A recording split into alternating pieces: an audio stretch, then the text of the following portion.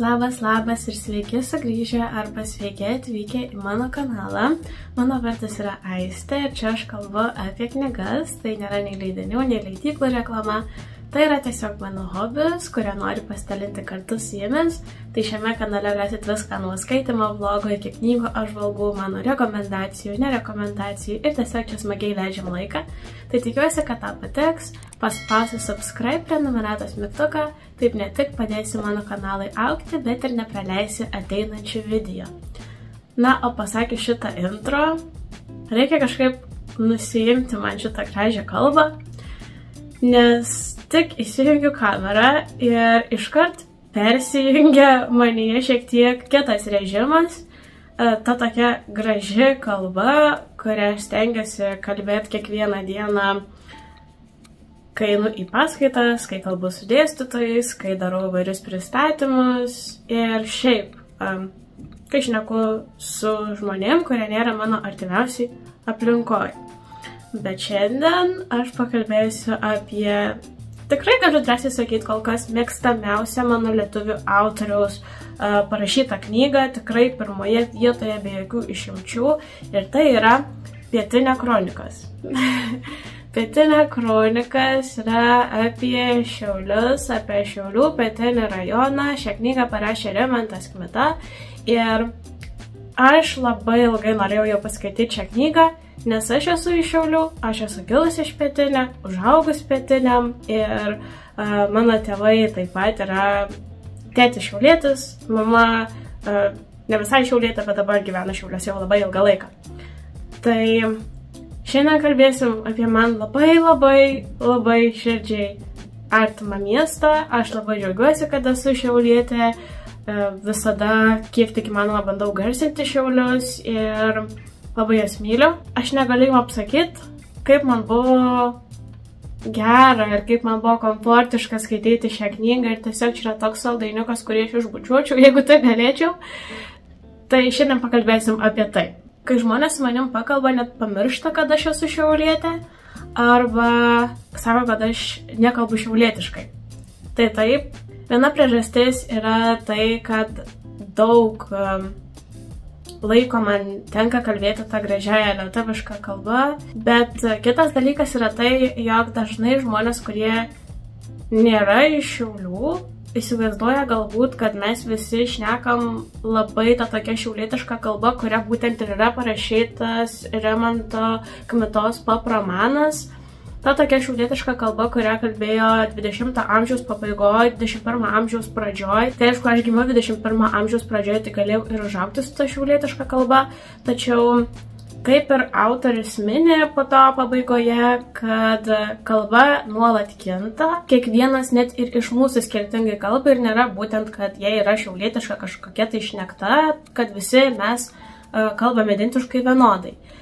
Plus dažnai įvaizdis to šiaulietiškos kalbos yra susidaręs būtent apie tą laikotarpį, kurį jau paminėjau. Taip ir čia, nes tuo metu buvo Lietuva dar tik atgavusi nepriklausomybę, tuo metu buvo kitokie laikai, kaip ir žinot, daug buvo ir nusikaltimų ir tikrai nebuvo labai lengva ekonomiškai Lietuvai ir tuo metu dar buvo labai vyraujantis rusiškas slengas, rusiški žodžiai, sulietuvinti rusiški žodžiai vartojami, ko dabar jau tikrai mažėja. Ir ta šiaulietiška kalba šiek tiek ir apsišlifuoja, ir kinta, ir panašiai. Gerai, man reikia šiek tiek persijungti, nes aš negaliu žiūrėti dabar į kamerą ir kalbėti taip, kaip aš kalbu su artimiausiais žmonėm. Negaliu, neišeina tiesiog kalbėti. Paprastai, reikia pamiršti, kad aš žiūriu į kamerą. Nenoriu dabar ir perspausti, nes aš ką tik baigiau šitą knygą skaityti ir aš pajaučiau, kad taip kaip skaičiau žodžiu šioje knygoje, net pradėjau galvoti būtent taip ir aš taip nešneku kiekvieną dieną ir tuo labiau negalvoju. Tai reikėjo šiek tiek persijungti, vėl sugrįžti tą savo kalbą ir neperspausti ir neperimti viso to, kaip buvo kalbama šioj knygai. Gerai. Pradėkim. Esu tiesiog apžavėta šios knygos, veiksmas yra gan paprastas, turinys iš tikrųjų knygos yra tikrai gan paprastas. Mes sutinkam Rimantą Kmitą, jam yra 16 metų, veiksmas vyksta Šiauliuose, pietiniam 1994-95 metais. Čia yra pasakojama tiesiog šio vaikino gyvenimas, besibaigianti paauglystė, jo bandymai atrasti save, kažką pasiekti, kažkur tai kreipti savo gyvenimą, aišku, nori ir praturtėti žmogus, nes tais laikais, ypatingai 20 amžiaus pabaigoje, tai labai ekonomiškai buvo sunku, tai daug žmonių norėdavo vairiausių daiktų, perpardavinėdavo juos, padirbdavo, ten persirašinėdavo kasetes ir panašiai. Ir įvairiausių daiktų būdavo gauti sunku, tai tekdavo važiuoti turgus, pardavinėti vienas prekes, išsikeisti kitas ir panašiai. Tai tokie laikai yra aprašomi šioje knygoje ir pagrindinis veikėjas mūsų būtent taip ir bando praturtėti, nusipirkti kažkokių tai gražesnių daiktų, pritapti prie kompanijos, būti kietas ir rasti merginą ir panašiai. Viskas, ką žmogus išgyvena, kai jam yra 16-17 metų, tas toks beveik suaugęs žmogus, kuris norėjo pradėti savo gyvenimą, bet dar nežino, kas toks yra ir nežino, ko nori iš to gyvenimo.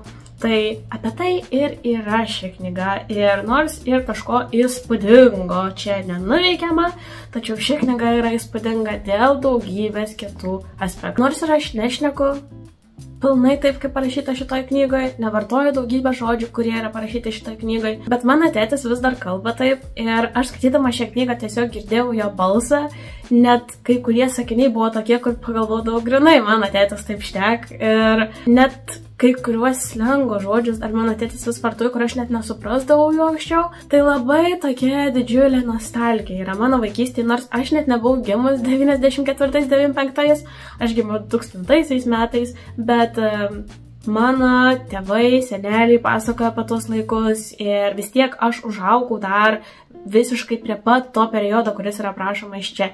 Ir nors jau buvo šiek tiek modernesni laikai ir pasikeitė, kai aš buvau kažkur 10-15 metų, bet man vis tiek kelia didžiulę nostalgiją ne per mano potyrius, bet per pasakojimus ir per tai, kad gali prisiminti savo vaikystę, per tai, ką man pasakoja tėvai, seneliai, kaip viskas buvo tais laikais, kai jie buvo jaunesni. Aišku, neapsakomai širdį šildė ir tai, kad kiekviena lokacija, kiekviena gatvė, kiekvienas kažkoks pastatas, kuris aprašoma šioje knygoje yra, aš žinau, aš esu mačius gyvai, aš mačiau, aš vaikščiojau aplink tas gatves, tos pastatus ir viską žinau, ir viskas taip pažįstama ir taip artima ir tiesiog atrodo, kad knyga parašyta yra būtent tau. Kitas dalykas, kas mane dar labiau priartina prie pagrindinio veikėjo, nors aš jam ir negalėjau prijausti dėl visų tų jo barkių, kuris jis suko ir pardavinėjo vairiausius daiktus. Jis kiekvieną vasarą važiuodavo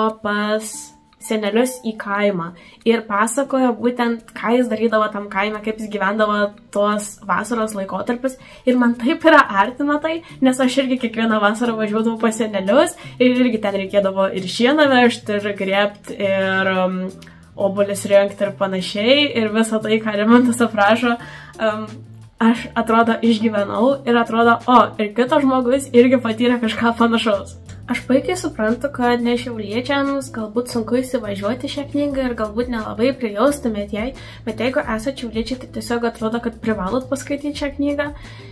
Net jeigu ir negyveno to laikotarpiu, kaip ir aš negyvenau to laikotarpiu, bet vis tiek labai prijaučiau šiai knygai ir atrodo, kaip ir sakiau, kad knyga parašyta būtent tau, tai ši knyga atrodo parašyta grinai kiekvienam yra šiauliečiai. Bet net ir man pirmus puslapius buvo gan sunku įsivažiuoti, nes kažkaip nepratus visus skaityti tekstą taip, kaip kalba žmonės šnekamąją kalbą, pripratę esam skaityti taisyklingai visus žodžius, net ir tuos žodžius, kurie yra pakeisti į lietuvių kalbą, jie yra parašyti taip, kaip atrodo niekas net nekalba, o čia viskas parašyta taip, kaip ir kalbėtų žmogus su visom nukastom galūnėm, su visais žodžiais, nevartotinais ir panašiai. Tai pirmi puslapiai buvo toks šiek tiek šokas dėl to, kad viskas taip numetam iškart yra labai daug ant žmogaus, bet jau po antro puslapio tiesiog atrodo pamiršau, kad čia yra parašyta šiaulietiška kalba. Nes žodžiai pradėjo skaitytis tiesiog įprastai. Tai būtent dėl tos kalbos, dėl visų to meto įvykių, dėl visų pastatų ir kokios institucijos veikia tuo metu ir ką žmonės veikia ir viso to gyvenimo, būtent 94-95-aisiais, man atrodo, kad čia yra taip gerai užkonservuota istorija, kaip niekur kitur jos negalim užkonservuoti. Man atrodo, nei per įvairius ten kokius paveikslus, nei per istorijos vadovėlius, nei per kažkokį tai filmą mes taip gerai negalim atspindėti istorijos būtent tokios tikrai, kokie ji buvo, kaip galim nupasakoti viską žodžiais. Ir po 10 dar metų dar ta šiaulietiška kalba pasikeis. Ir jau ir dabar daug įvairiausių institucijų veikiančių čia jau net nebėra dabar Šiauliuose jų. Ar jos yra pasikeitusios, ar uždarytos. Bet žmonės kol kas dar jas vis prisimena, dar ir mano mama su tėčiu man dabar sako, ai ten prie Nuklono ar prie Mildos, kur nebėra tokių iš vis nei parduotuvių, nei lokacijų. Bet šioje knygoje jos dar veikia ir po dar 10 metų gal net nebeprisimins žmonės tokių pastatų ir kad veikia tokios institucijos, bet čia jos visada bus atidarytos ir čia visada veiks ir visada jas galėsim prisiminti tokias, kokios jos ir buvo. Ir kalba iš tikrųjų labai yra tvirtas pagrindas kiekvienam žmogui, labai svarbus, per kalbą mes ir mokomės, ir suprantame vieni kitus, ir galim komunikuoti, ir tuo kalba yra labai svarbi. Todėl aš esu be galo dėkinga, kad autoris priėmė būtent tokį sprendimą parašyti šią knygą būtent šiaulietišką kalbą ir užkonservuoti tiesiog šią knygą ir padaryti į tokį vos ne istorijos paveldą. Bet kaip keičiasi kalba, taip keičiasi ir pagrindinis veikėjas Rimantas. Labai man patiko ši paralelė, nes iš tikrųjų skaitai tą šiaulietišką kalbą, suvoki jau, kas yra nebevartojama ar kas yra pasikeitę, bet tuo pačiu metu Rimantas irgi iš pradžių nenori eiti iš vis į mokyklą, nori mesti, eiti profkę, kažką pasibaigti, tik tais pardavinėti daiktus, kad užsidirbti pinigų, nes visi dabar taip daro. Bet tada laikui bėgant per įvairias patirtis jis supranta, kad reikia keistis, kad pasaulis keičiasi ir kaip yra dabar, ne visada tai bus ir kad reikia norėti daugiau kažko iš gyvenimo ir pats kaip asmenybė keičiasi, nes iš tikrųjų iš pradžių jam nebūna įdomu nei ten skaitimas, nei ten kažkokie kultūriniai dalykai, jam svarbu yra tik tais regbis, kurį jis žaidžia, pinigai, kuriuos jis gali uždirbti ir prastum daiktus ir kaip atrodyti kuo kiečiau ir kuo labiau pritapti.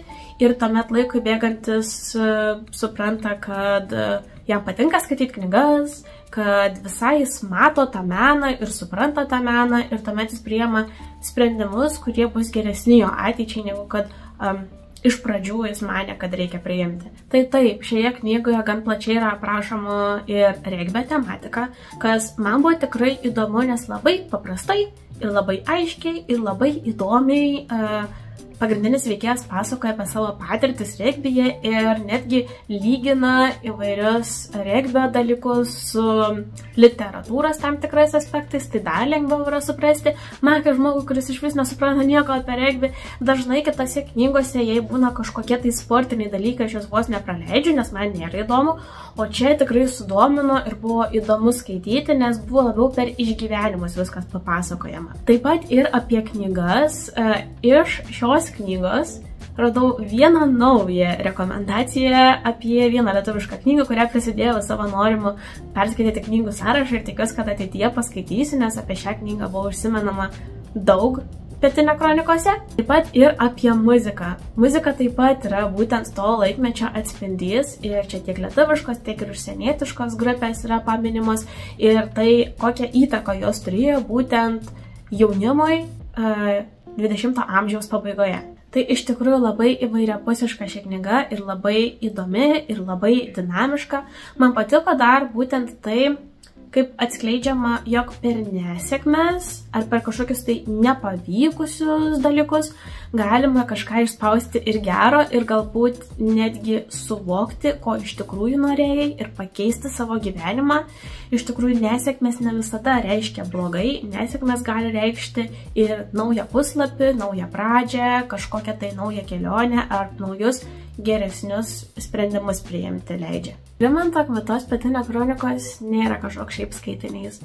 Tai ir humoro pilna knyga, ir rimtų minčių tikrai čia yra daug. Yra iš ko ir pasijuokti, ir rimtai apgalvoti tam tikrus dalykus. Kartais net paskaitai kokį nors sakinį ir galvoju, wow, geras, patiko man ši mintis. Tai kokie yra kontrastai šios knygos, išsirinkau 2 citatas paskaityti. Tikrai ne kartą mane prajuokino balsu ir net keletą minučių juokiausi keliose vietose, negalėjau toliau skaityti knygos, nes tikrai labai gerai perteiktas humoras, bet tuomet užeini ant tokių rimtų minčių ir supranti, kaip meistriškai iš tikrųjų autoris geba žaisti su skaitytoju, tiek ir prajuokinantis jį, tiek ir šiek tiek rimčiau kalbantis apie įvairias temas. Besitrendami po miestą priėjom prie vienos tokios paldės. Iš tolo matau, kad duris stiklinės. Gerai, bet va rankenų tai nematau. Da paeinam, nėr tų rankenų. Tai kaip čia eit? Da žingsnį žengiu, duris pačias atsidaro. Eina šiek, atsitraukiam. Ne, nu čia iš vis. Jos kaip ta multikė, sezamai atsiverk. Bet čia be jokia burtažodžia. Stovi, kitaip žiūri, ir kitaip. Kiti įeina. Ten viduj taip normaliai. Žmonės pardavėjas, sakinėjas. Bet ne, aš į čia neįsiu. Ką reiks išeit?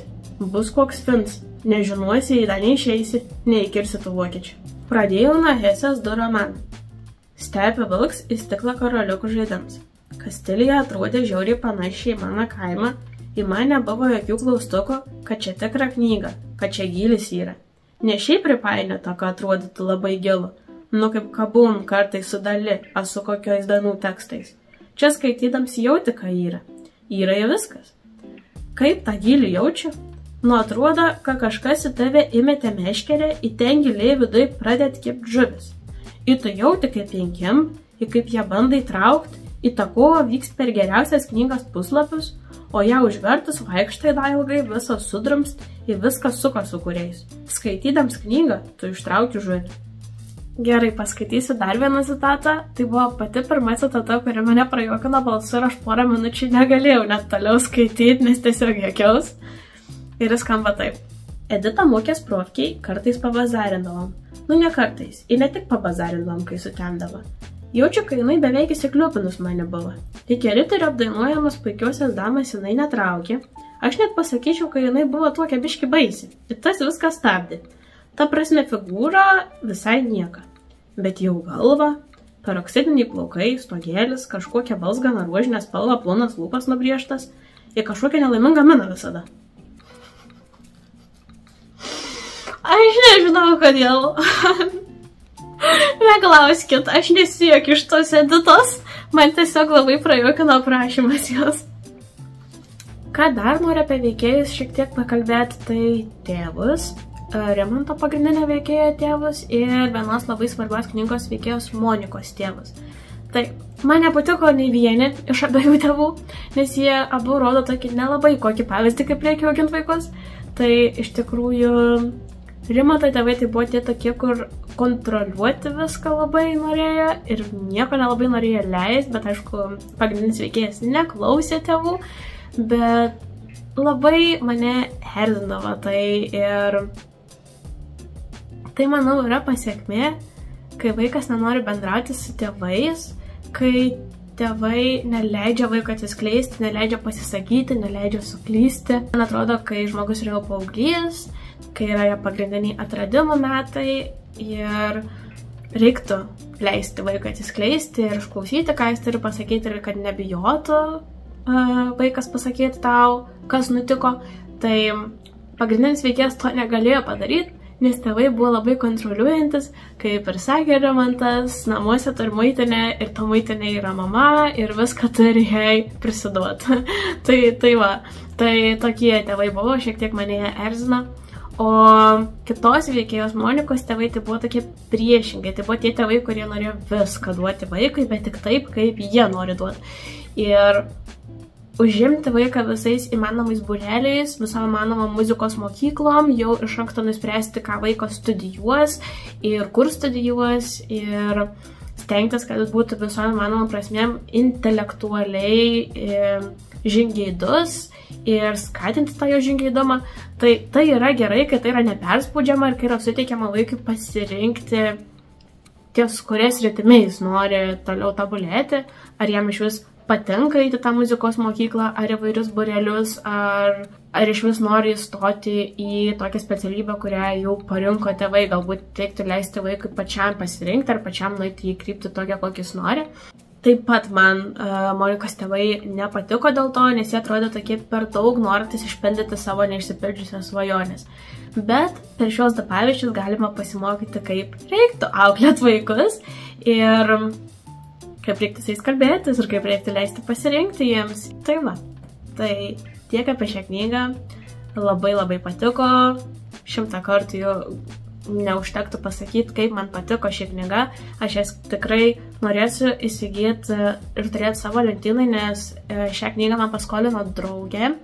Tai teks grąžinti, bet labai norėčiau įsigyti ir turėti savo lentynai ir tikrai, kai norėsiu tos nostalgijos vėl paskaityti, ir tikrai šios knygos nepamiršiu ilgai.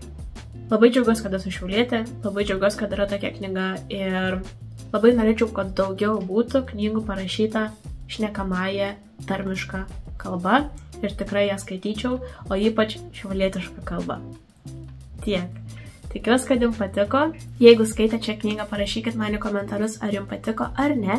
Ką dar prie jos turėčiau paminėti, kad yra dokumentinis filmas, man atrodo, Mano rajonas Pietinis. Taip pat filmas jau išleistas, turėtų būti Pietinė kronikas, kurias filmavo Šiauliuose. Ir taip pat Šiauliuose vyksta ir ekskursijos Pietinė kronikų, tai yra pažink Pietinė kronikas, kažkas tokia. Ir dažnai jos vyksta per įvairias šventes. Tai jeigu skaitėt šią knygą ir nematėt filmų ir nebuvote ekskursijai, tai va, galbūt dabar sužinojot, kad galima apsilankyti tokiose vietose ar pamatyti gyvai vietas iš šios knygos, jeigu nesat šiauliečiai ir nepažįstat šių vietų. O jeigu nesat buvę Šiauliuose, tai tikrai atvažiuokit, pamatysit mūsų miestą, koks jis yra dabar pasikeitęs, nebe toks netgi kaip knygoj. Ir tikrai esam gražus miestas ir aš tikrai labai džiaugiuosi, kad esu šiaulietė ir visada noriu tik.